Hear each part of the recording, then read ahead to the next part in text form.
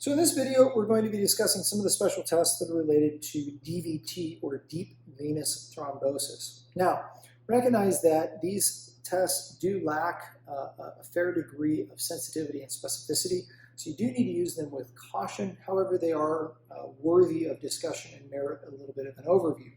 First test that we're going to discuss is the Homan's test. And to assess for a Homan's sign, which is the test, you're going to have the patient in an extended position, either in a supine or long sitting position.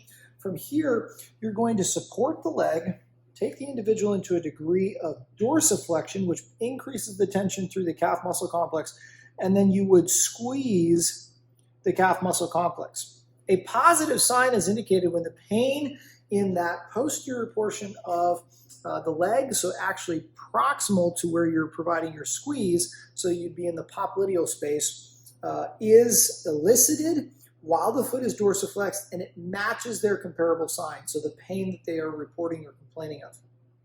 The second test we're just going to conceptually talk through, and that is known as Ramirez test. It's not well described, though many clinicians do rely on it, and you're again testing for the presence of a DVT. At this point, the patient is in the same position. You're then going to wrap a blood pressure cuff around the calf muscle complex or around the thigh, preferably the thigh more proximal.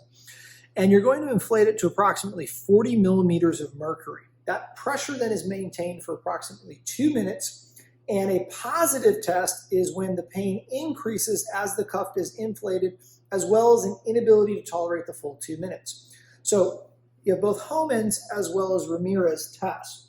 So we have to ask ourselves, okay, what does this mean as we unpack this? Well, first and foremost, a positive sign does not automatically indicate a DVT, but there are some other factors that we have to take into consideration. Things such as superficial phlebitis, possibly an Achilles tendinopathy, or potentially even injury to the gastroc or the plantar muscles.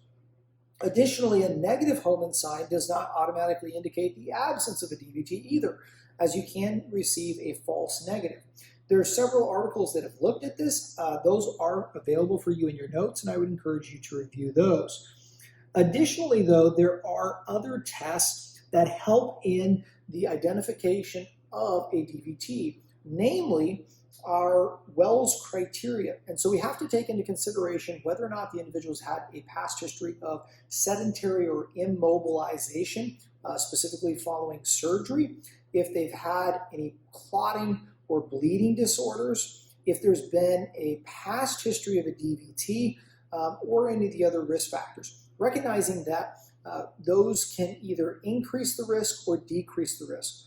Once we have a score of 2 or above, that individual should follow up with additional care, either from an emergency room or urgent care, to negate or rule out the presence of a deep venous thrombosis.